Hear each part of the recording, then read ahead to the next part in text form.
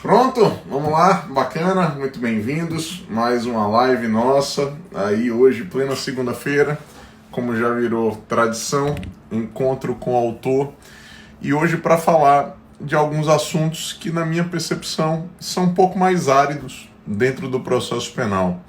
A gente vai trabalhar com as questões e os procedimentos incidentes, então é um primeiro item, e depois na sequência eu ainda quero abordar a questão dos nossos sujeitos processuais, que por si só também já gera algum trauma dentro da percepção da matéria. E particularmente eu gostaria, nesses primeiros minutos, enquanto vocês estão aí chegando, de responder a uma pergunta da nossa live anterior, ainda quando eu falei do tema conexão, melhor, do tema competência. E me veio a seguinte pergunta: Nestor, você conseguiria, no início da live de hoje, fazer uma diferenciação objetiva entre o Instituto da Conexão e o Instituto da Continência? Ora, percebam o seguinte, antes, efetivamente, de eu adentrar no tema que eu selecionei para enfrentarmos no dia de hoje. Mas quando eu me reporto à conexão, ela vem tratada no artigo 76 do Código de Processo Penal. A conexão revela a interligação entre dois ou mais crimes. E por estarem interligados, eles serão julgados no mesmo processo. Essa é a tendência. Só que os fundamentos da conexão, eles estão apontados no artigo 76 do Código de Processo Penal. Vale dizer, existe conexão quando dois ou mais crimes foram praticados por duas ou mais pessoas, nas mesmas circunstâncias de tempo e de espaço, ou previamente combinadas, ou umas contra as outras. É a chamada conexão intersubjetiva, lá do artigo 76, inciso 1. Ainda existe conexão quando um crime é praticado para levar vantagem, para ocultar ou para criar impunidade em face de outro delito. É a conexão lógica, teleológica ou finalista, do inciso 2 do artigo 76. E nós temos uma terceira modalidade de conexão, que é a conexão instrumental ou probatória. Na conexão instrumental ou probatória, a prova da existência de um crime é fundamental para demonstrar a ocorrência de outro delito. Beleza. Tudo isso no artigo 76. Já a continência, ela se estabelece pela preponderância do fator unidade. É isso que me traz, digamos, a memória do trauma da continência.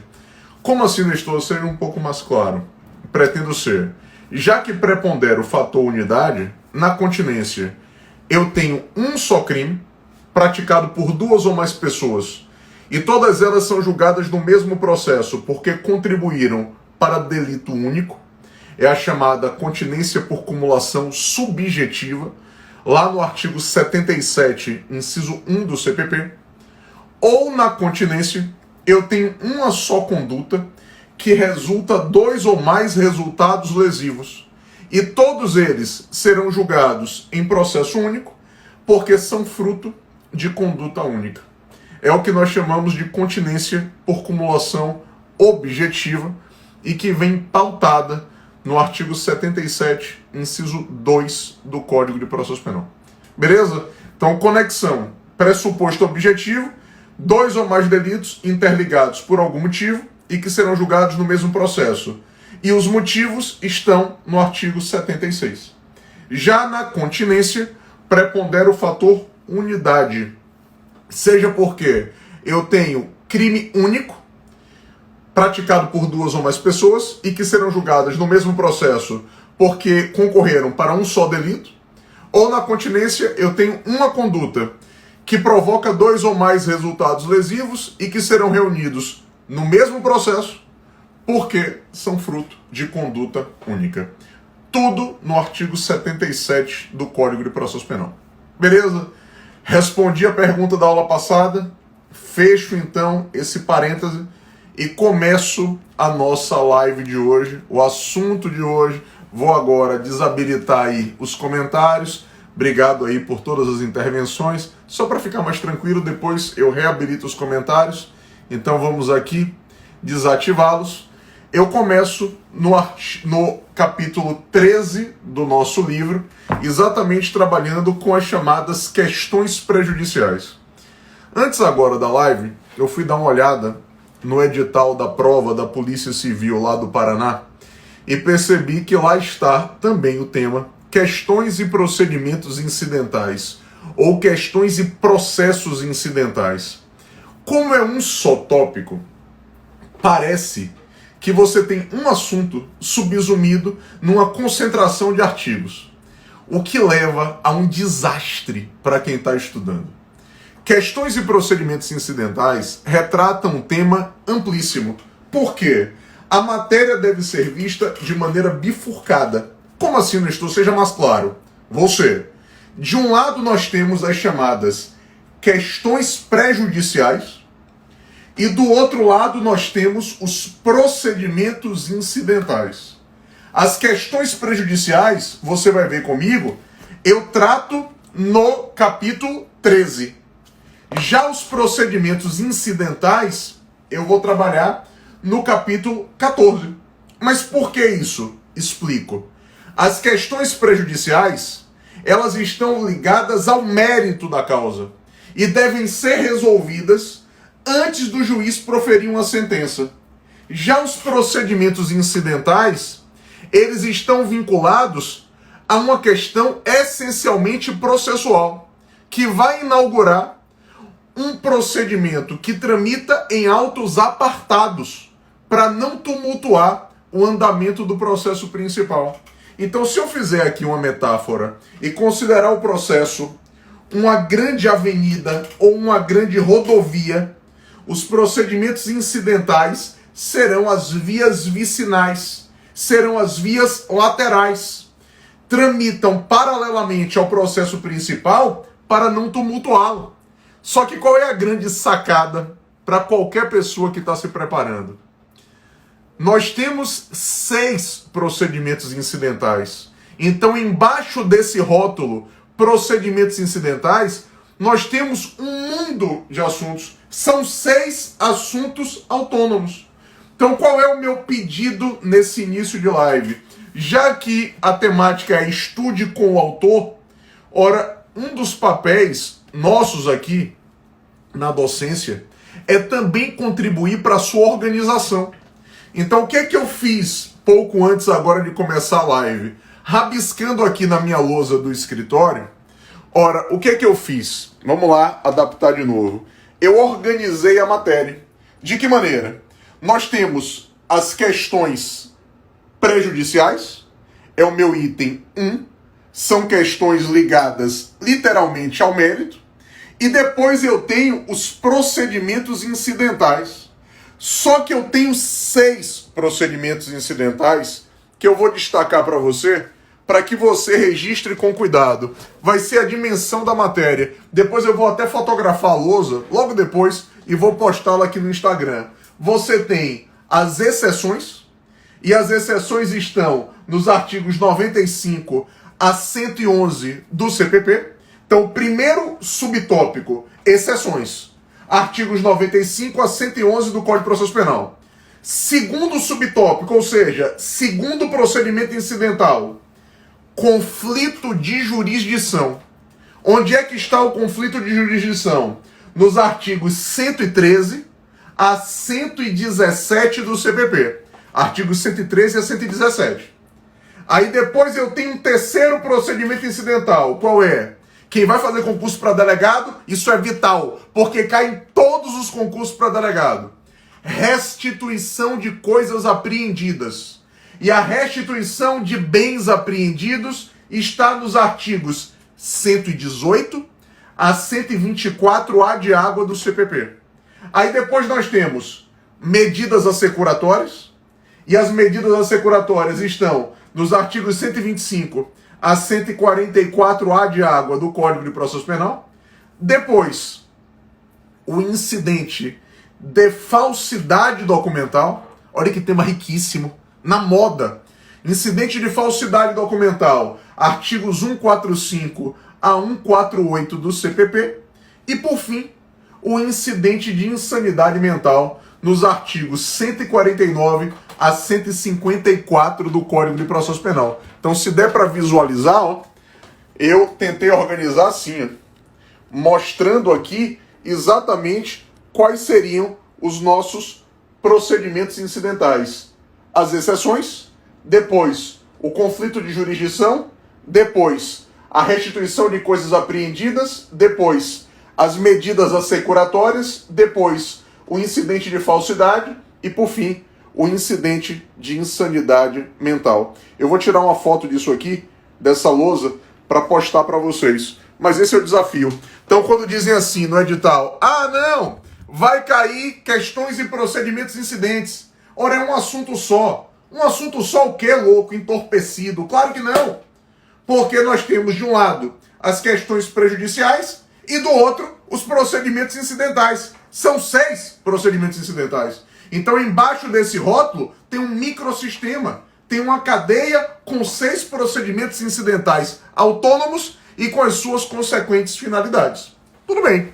E eu começo trabalhando com as questões prejudiciais aqui na página 499 do nosso curso de Direito Processual Penal.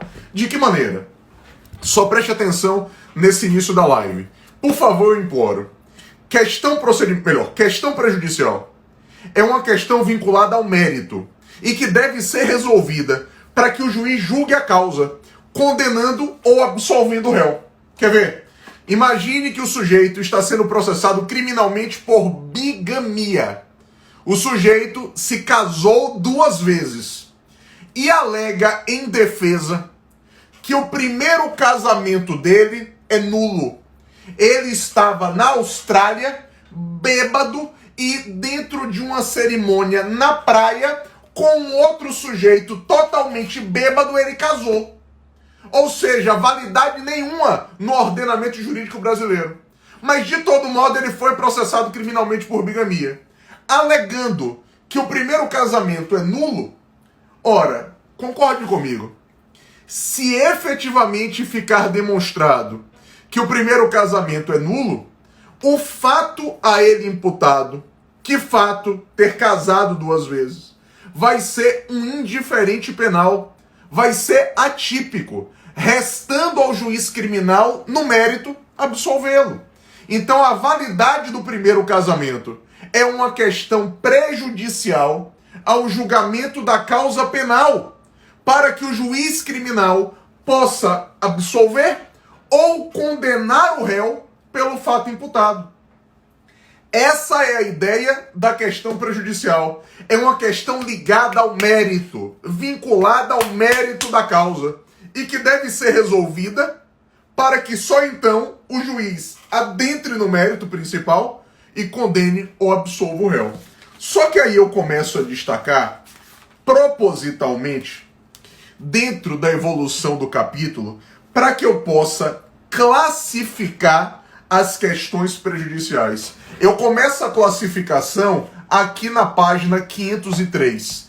Eu tentei, aqui na obra, exaurir a classificação, mas me permita uma confidência. O principal vetor classificatório envolve a chamada prejudicial obrigatória de um lado e do outro lado a prejudicial facultativa. O que é uma prejudicial obrigatória? Ouça, é aquela que impõe a paralisação do processo criminal para que ela seja resolvida na esfera extrapenal. Então eu tenho uma imposição de suspensão do processo crime para que essa prejudicial seja resolvida na esfera cível. E só então, quando ela for resolvida no cível, é que o juiz criminal retoma a demanda e poderá julgar a causa, condenando ou absolvendo o réu. A prejudicial obrigatória, ela vem aqui apontada na página 504 do nosso livro. E eu posso destacar o seguinte, ela diz respeito, sabe a quê? Ora, isso aqui, doutor, em letras garrafais. Ela diz respeito ao estado civil das pessoas. Então, a prejudicial obrigatória vai ser o primeiro post-it. Ela está no artigo 92 do CPP. Artigo 92. E diz respeito ao estado civil das pessoas. Se ela for séria e fundada, impõe a suspensão do processo criminal para que ela seja resolvida na esfera extrapenal. Beleza. Agora, se eu tenho uma prejudicial obrigatória, é porque no outro prisma nós temos uma prejudicial facultativa. E a prejudicial facultativa, só preste atenção, é aquela que está vinculada à matéria não penal distinta do estado civil das pessoas. Então, tudo que não diz respeito ao estado civil das pessoas e é matéria extrapenal seria trazido como elemento de prejudicial facultativa. Quer ver? Nestor foi denunciado pelo crime de furto e alega em defesa que o bem lhe pertence. Eu digo, olha, juiz, deve ter algum engano, porque esse bem que estão dizendo que eu subtraí é meu. Ora, se o juiz criminal entender que essa é uma questão de difícil solução, ele pode paralisar o processo criminal para que a matéria se resolva no cível. E depois que ela for equacionada, eu retomo o processo criminal e julgo, condenando ou absolvendo Nestor pelo crime de furto que lhe foi imputado. As questões prejudiciais facultativas, eu vou destacar, olha o segundo post-it, elas estão no artigo 93 do CPP. Artigo 93 do Código de Processo Penal. Então, um elemento essencial. Falou de questão prejudicial. Os dois artigos que você tatua no braço são o 92 e o 93 do Código de Processo Penal. O 92 trabalhando com as prejudiciais obrigatórias, que dizem respeito ao estado civil das pessoas, e o 93 trabalhando com as prejudiciais facultativas, que tratam de matéria não penal, mas diferente do estado civil, como acontece, por exemplo, com as discussões sobre propriedade do bem. Maravilha. Agora, por favor, me permita um parêntese. O nosso Código de Processo Penal, eu vou jogar você agora no concurso do Ministério Público de Sergipe. Só para você relaxar um pouco, eu vou fazer hoje uma live light em que pese os assuntos aqui serem mais ácidos. Mas veja, as prejudiciais que são tratadas no Código de Processo Penal, nos artigos 92 e 93, que eu rotulei de prejudicial obrigatória e prejudicial facultativa, elas são heterogêneas. Por que heterogêneas? Porque elas tratam de matéria que pertencem a ramos do direito diferentes do direito penal. Elas podem tratar de questões cíveis, elas podem tratar de questões tributárias, elas podem tratar de questões administrativas, mas elas importam em discussão não penal. Por isso a solução na esfera extrapenal. Logo, prejudiciais o quê? Heterogêneas. Só que, no concurso do MP de Sergipe, pediram, na prova dissertativa, que você falasse das prejudiciais homogêneas e desse exemplo. Por favor, doutor, eu imploro, porque aqui no nosso capítulo 13, eu fiz questão também de trabalhar com as prejudiciais homogêneas. Mas utiliza a terminologia para ser um facilitador. A prejudicial homogênea é a prejudicial que trata do mesmo ramo do direito da matéria prejudicada. Vale dizer, prejudicial homogênea na minha matéria, ela é inerente ao tema direito penal. Quer ver um exemplo? Imagine que eu estou sendo processado por crime contra a honra e alego em minha defesa a exceção de verdade. Estamos agora aí nessa crise política, mais uma divulgação pelo Celso de Mello do vídeo lá da reunião ministerial, e várias pessoas estão aqui cogitando se houve ou não crime contra a honra. Mas uma das principais defesas no crime contra a honra, claro, nem em todos, é a exceção de verdade. É o que o sujeito alega dizendo, tudo bem, estão dizendo que eu pratiquei crime contra a honra, mas aquilo que eu falei é verdade. A exceção de verdade é uma prejudicial, porque se ela for reconhecida, O fato imputado passa a ser atípico, mas é uma prejudicial homogênea. Por quê? Quem é que resolve a exceção de verdade? É o próprio juiz criminal. Percebeu? Então, isso é, doutor, vital. E aí você vem numa sutileza, numa elegância na prova do MP e lançam esse tema na segunda fase, numa questão dissertativa, o que eu achei particularmente sensacional. Agora, no tema questão prejudicial, dois elementos que eu vou destacar assim dizer. Vou jogar o grau de complexidade do concurso. Primeiro para o intermediário e depois para o grau máximo. Ora, vamos jogar primeiro para o intermediário. Eu lhe coloco na página 516. Trabalhando com o quê? Prescrição. Como assim, Nestor? Se eu tenho uma prejudicial, qual é o impacto dela no processo criminal? O processo criminal é paralisado para que a prejudicial seja resolvida na esfera extrapenal.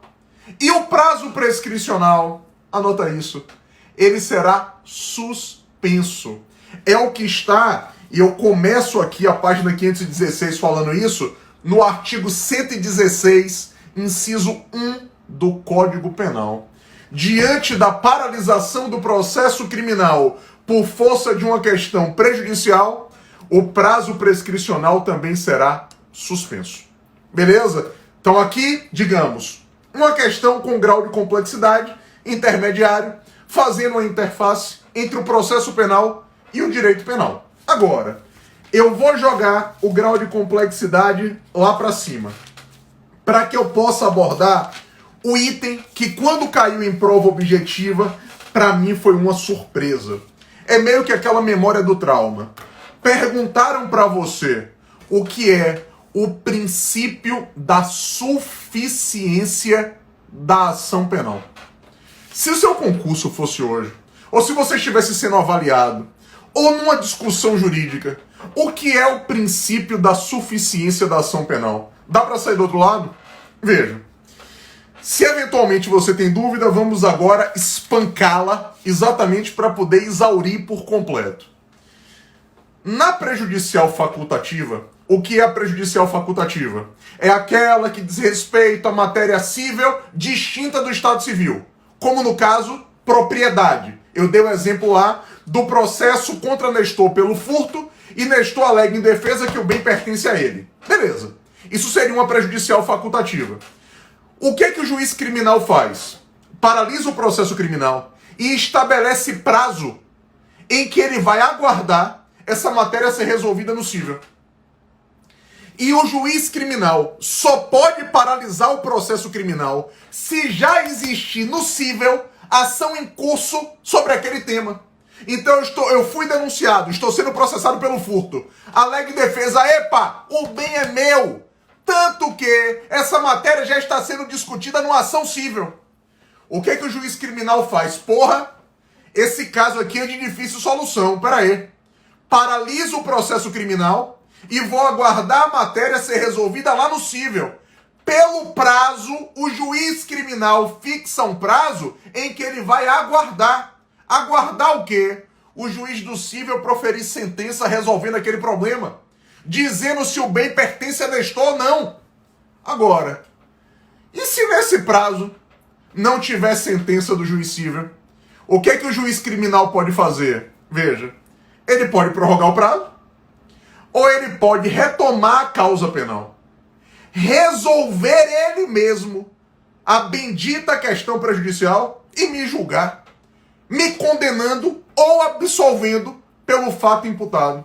Ou seja, a ação penal, de maneira excepcional, pode ser suficiente para resolver a questão prejudicial.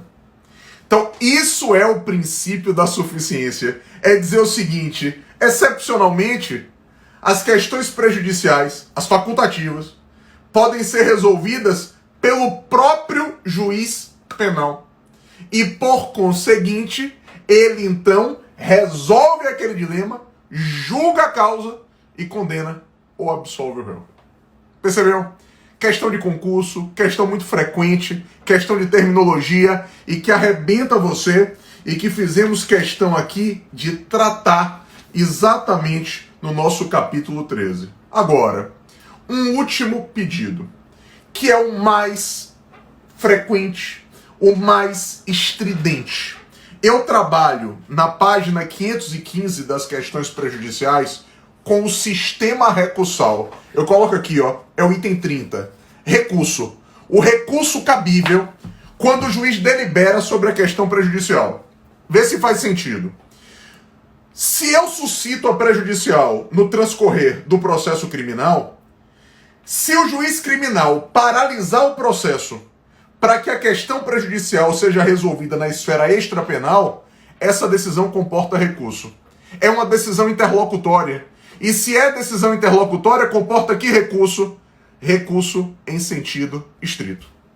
Agora, se o juiz criminal negar a suspensão do processo diante da questão prejudicial, mas por que ele negaria? Imagine que eu suscito a porra da prejudicial e o juiz olha e diz assim, não, eu não entendo que essa questão prejudicial seja relevante. Eu não entendo que me traga uma dúvida substancial. Não vou suspender o processo coisa nenhuma. Entendo que eu tenho ferramentas para resolver a questão aqui. Ora, se o juiz criminal não entender que a questão prejudicial é séria e é fundada, ele não paralisa o processo. E aí, cabe recurso? Não, não cabe. A parte prejudicada, isso caiu na prova do MP em Goiás, a parte prejudicada pode se valer das ações autônomas de impugnação. Vale dizer, se o promotor entende que ele foi prejudicado pela negativa do juiz, ele impetra mandado de segurança. Se a defesa entender que foi prejudicada, ela pode impetrar habeas corpus. Percebeu? O habeas corpus aí é uma ferramenta multifacetada. Então, suspender o processo em razão de questão prejudicial, recurso em sentido estrito. Negou a suspensão, não cabe recurso. E a parte prejudicada pode se valer das ações autônomas de impugnação. É o que nós colocamos aqui, ó, na página 515 do livro. E quando eu falo do recurso em sentido estrito, o fundamento está no artigo 581, inciso 16. Inciso 16. Está lá, descrito na página 515 do nosso curso de processo penal. Beleza? Aí eu avanço. E agora eu ingresso no capítulo 14. Eu vou falar dos procedimentos incidentais. Me permita uma confidência. No início de cada capítulo, na primeira página, eu descrevo os subtópicos. Veja que tem uma página toda só para falar dos subtópicos dos procedimentos incidentais. Porque esse título comporta 6 assuntos. Aqui estão as exceções, as medidas assecuratórias, a restituição de coisas apreendidas, o conflito de jurisdição, o incidente de falsidade, o incidente de insanidade mental.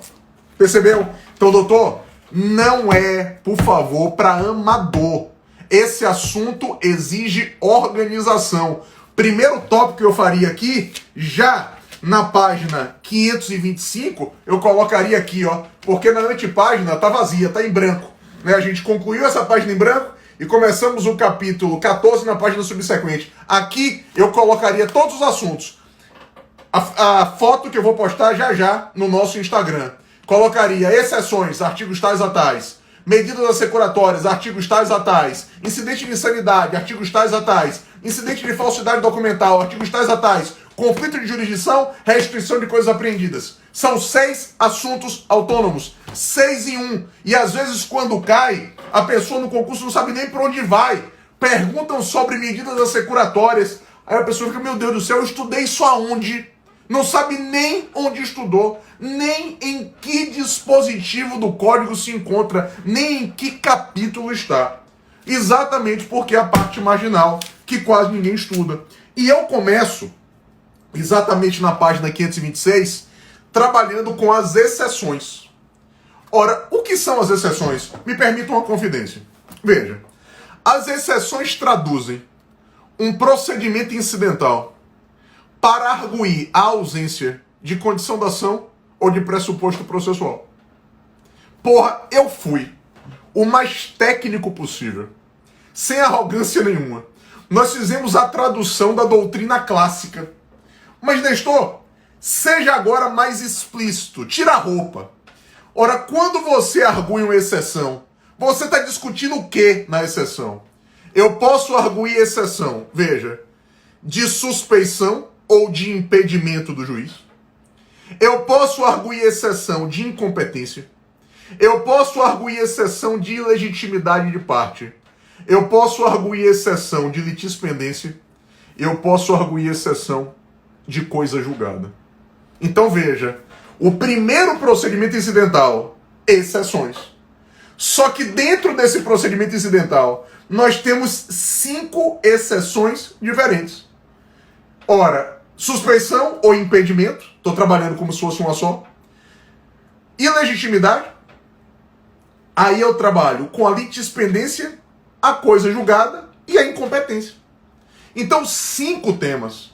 E, Nestor, a exceção, ela deflagra um procedimento incidental exatamente para não tumultuar o andamento do processo principal. Posso, por favor, fazer a referência que eu gostaria? Dentro das exceções, o que é que eu imploro para você dominar? Veja, quando estudar a exceção, saiba assim, meu Deus, o que é que acontece com o processo quando o juiz julga procedente uma exceção? Imagine o seguinte, vê se faz sentido. Julgou procedente a exceção de incompetência. O juiz está reconhecendo que ele mesmo é incompetente, até porque o juiz, ele é o julgador da sua própria competência. A exceção de incompetência, eu, juiz, julgo a minha própria exceção de incompetência. Se eu julgá-la procedente, eu estou dizendo que eu sou incompetente. Eu vou remeter o processo ao juízo competente. Eu remeto o processo ao juízo competente. É o fator consequencial. E aí, ora, os atos decisórios que eu pratiquei no processo são declarados nulos e os atos instrutórios, que são os atos de prova, podem ser aproveitados perante o órgão competente. Agora, e se eu julgar procedente a exceção de suspeição ou de impedimento? Eu estou dizendo assim, olha, eu sou parcial. O que acontece? Eu remeto os autos ao meu substituto legal. Ora, eu já vi tanta gente errar. Ora, se ele julgar procedente a exceção de suspeição, ele remete o processo para o juízo competente. 0. Não é problema de competência, é problema de imparcialidade. Então remete para o substituto legal, definido pela lei de organização judiciária. E os atos que o juiz parcial praticou são declarados todos nulos. Nulidade absoluta. Agora, Nestor, e se o juiz julgar procedente a exceção de ilegitimidade, julgou procedente a exceção de legitimidade, o processo vai ser extinto. Extinto sem julgamento de mérito. E todos os atos praticados invalidados. Afinal de contas, a parte é ilegítima. E, Nestor, julgou procedente a exceção de litispendência e a exceção de coisa julgada. Também teremos o quê? Extinção do processo. Pergunto, de bate-pronto na live, com ou sem julgamento de mérito? Com ou sem? Sem! Pelo amor de Deus, sem julgamento de mérito. Extingue-se sem julgamento de mérito. É assim que funciona. Agora, ainda dentro das exceções, olha a provocação. Sistema recursal. Doutor, se o juiz criminal julgar procedente a exceção, cabe recurso em sentido estrito. Se ele julgar improcedente, não cabe recurso. A parte prejudicada que utilize as ações autônomas de impugnação. Vale dizer, habeas corpus ou mandado de segurança. Só tem um ponto fora da curva. A exceção de suspeição ou de impedimento. Por quê? Se o juiz julgar procedente a exceção de suspeição ou de impedimento, ele está dizendo, eu sou parcial. Não cabe recurso. Porque não tem, é muito mais lógica do que direito. Não tem como o tribunal julgar um recurso para dizer, olha, juiz, você é imparcial, julgue. Não tem como, porque ele já disse que ele é parcial. E se ele disse que ele é parcial, eu não tenho como contestar. Eu posso representar contra ele, até no CNJ, se ele está fazendo isso por algum motivo escuso. Agora, recurso não cabe. Percebeu? Só que, me permite aqui, no nosso capítulo de procedimentos incidentais, eu gostaria muito de jogar você na página 585 do livro para poder falar do incidente de insanidade mental. O incidente de insanidade mental, como procedimento incidental, ele despenca, ele cai absurdamente nas provas. Sabe por quê? Ora, vou fazer aqui uma confidência nessa segunda-feira. Eu tô meio inquieto, eu acho que é o excesso de energia hoje na segunda. Mas veja o seguinte, esse incidente, ele é tratado como se fosse uma perícia. Ora, a rotina desse incidente é muito próxima da perícia, porque o incidente de insanidade mental, ele vai aferir se o sujeito tem capacidade de compreender e querer. E se o sujeito é absolutamente inimputável, você obviamente domina isso, ele não vai ser condenado. Ele vai ser absolvido com imposição de medida de segurança, no que nós chamamos de absolvição imprópria. Só que, por favor, eu imploro, quase que gritando, a única autoridade que pode deliberar pela instauração do incidente de insanidade mental é o juiz. Delegado não autoriza a instauração de incidente de insanidade mental. Analisando questões de concurso para delegado, eu acho que tem umas 15 ou 20 só com o mesmo gabarito. Delegado nunca, só o juiz. E quando o incidente é autorizado na fase do inquérito, o inquérito não é paralisado. Quem é que vai autorizar o incidente na fase do inquérito? Olha agora o pacote anticrime. O juiz das garantias. É o juiz das garantias que delibera se estivermos na fase do inquérito. Agora, na fase do processo, se o incidente é autorizado, o processo vai ser paralisado. Suspende-se o processo, mas a prescrição, ela continua correndo. Então, post-it para botar na página 585 do livro. Incidente de insanidade não suspende o prazo de prescrição. Não há suspensão da prescrição. Incidente autorizado na fase do inquérito. O processo não para, a prescrição também não. Incidente autorizado na fase do processo. O processo para, mas a prescrição continua correndo. Processo para por quantos dias? Tem prazo para realizar o incidente. 45 dias. Esse prazo até admite prorrogação, mas o processo fica parado e a prescrição continua avançando. Beleza? Então, tema extremamente recorrente nos nossos concursos. E eu detalho o procedimentozinho aqui, ó. Até faço, eu não vou chamar de mapa mental, eu faço um esquema lá na nossa página 585, exatamente preocupado com a compreensão da funcionalidade do incidente de insanidade mental. Tamanha a importância disso nos concursos públicos no Brasil. Beleza? Então, destaquei para você as exceções, destaquei para você o incidente de insanidade mental, mas lembrando, ainda temos outros procedimentos incidentais tão importantes quanto. E de todos, me permita só agora, nesse nosso bate-papo da segunda-feira. As atenções estão voltadas ao Procurador-Geral da República em razão lá da reunião ministerial para saber se vai ou não ter denúncia, enfim. Quando nós falamos hoje, me reporto também àqueles que vão prestar concurso para o MP. Quando nós falamos de conflito de atribuição entre membros de ministérios públicos diversos, essa matéria hoje é resolvida pelo Procurador-Geral da República. Não é mais o Supremo que resolve conflito de atribuição entre membros de Ministério Público de estados diversos. Essa matéria, na ótica do Supremo, a posição mais atual, é essencialmente administrativa. Quem vai resolver? O Procurador-Geral da República, o doutor Augusto Aras. Beleza? Tudo bem? Então, tema também frequente. e que leva a uma nova compreensão da sistemática do conflito de atribuição. Agora, me permite avançar e eu vou chegar exatamente no capítulo 15. Eu vou trabalhar agora com os sujeitos processuais.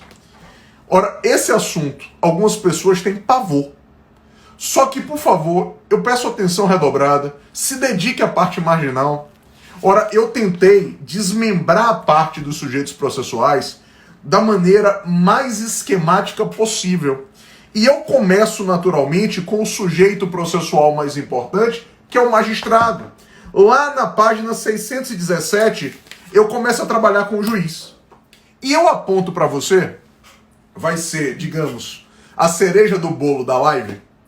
Ora, quando afirmamos que o juiz obrigatoriamente tem que ser imparcial, e isso anda de mãos dadas com o sistema acusatório estampado no artigo 3º-A de água do CPP, identificado pelo pacote anticrime, o nosso Código de Processo Penal traz as hipóteses de impedimento e as hipóteses de suspeição do juiz.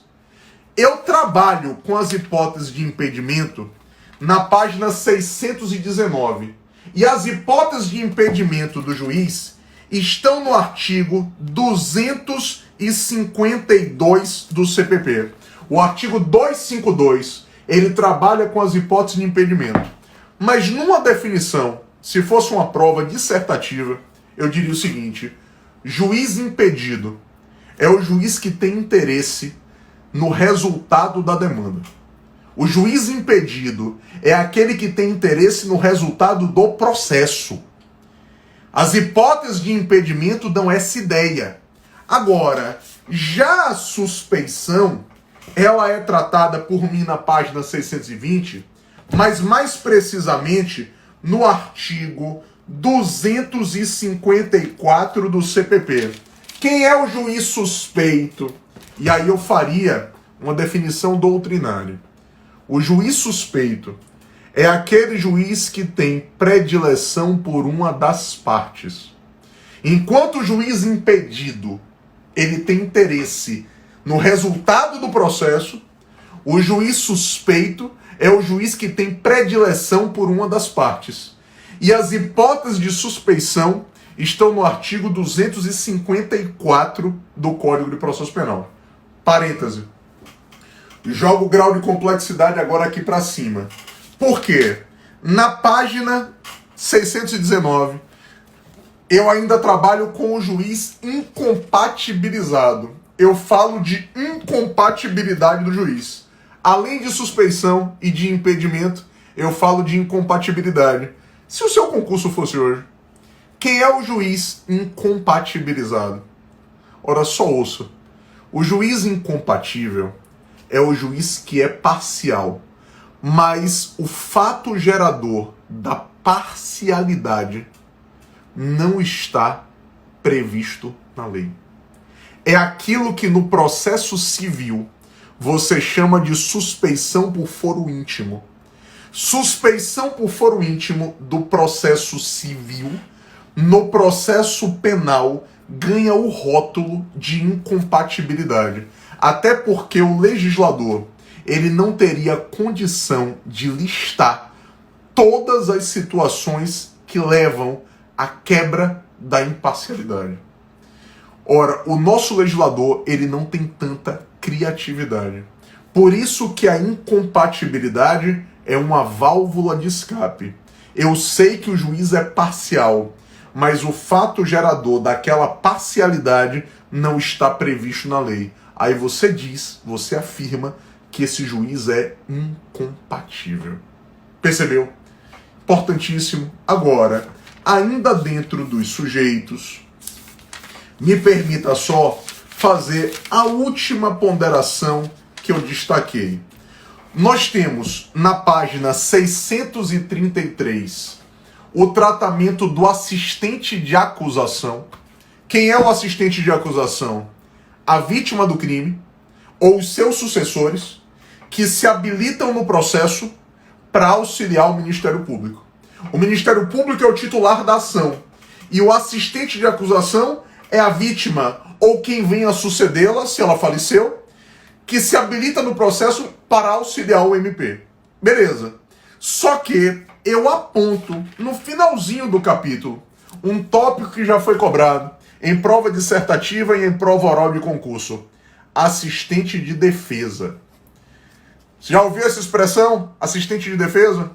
Ora, o assistente de defesa, eu enxergo ele na lei dos juizados, quando o responsável civil comparece na audiência preliminar com o intuito de indenizar a suposta vítima, já que a indenização na lei dos juizados pode trazer reflexos penais, renúncia ao direito de ação ou renúncia ao direito de representar. Então, quando o responsável civil comparece na audiência preliminar e indeniza, o autor da agressão será beneficiado. Então, o responsável civil está aqui atuando como um assistente de defesa. E na página 636, eu trabalho também com assistente de defesa dentro do artigo 49 do Estatuto da OAB, a Lei 8906 de 94. Quando eu aponto a atuação da ordem na assistência dos seus filiados, que podem figurar como investigados ou como réus em um processo criminal. A OAB também atuando como verdadeiro assistente de defesa. Beleza? Tudo bem? Então, essa foi a nossa meta de hoje. Perceba, assuntos mais pesados, com um grau, digamos, de burocratização mais acentuado, mas, por favor, doutor, não é só um conselho, não. É um verdadeiro pedido nessa sua preparação e nesses nossos encontros na segunda-feira. Se dediquem a essa parte da matéria, porque eu lhe garanto, você vai sair dessa linha, que é a linha de quem está ali disputando, mas para se colocar no número de vagas, quando você estiver dominando esses assuntos marginais. Muito pouca gente estuda isso como deveria. E eu vejo também na própria atuação de dar aula. Quando os professores vão repartir os assuntos, a gente faz isso normalmente em novembro e dezembro, principalmente quando dois professores são responsáveis por uma mesma disciplina. Quando a gente reparte os assuntos, essa parte aqui, sujeitos processuais, questões e procedimentos incidentes, ninguém quer dar. Ninguém quer ministrar. Então, ora, o preconceito, entre aspas, começa no docente. E aí os concursos se valem muito disso, exatamente para derrubar boa parte que não estuda esses assuntos e acaba literalmente deixando as questões sem resposta. Então, atenção redobrada.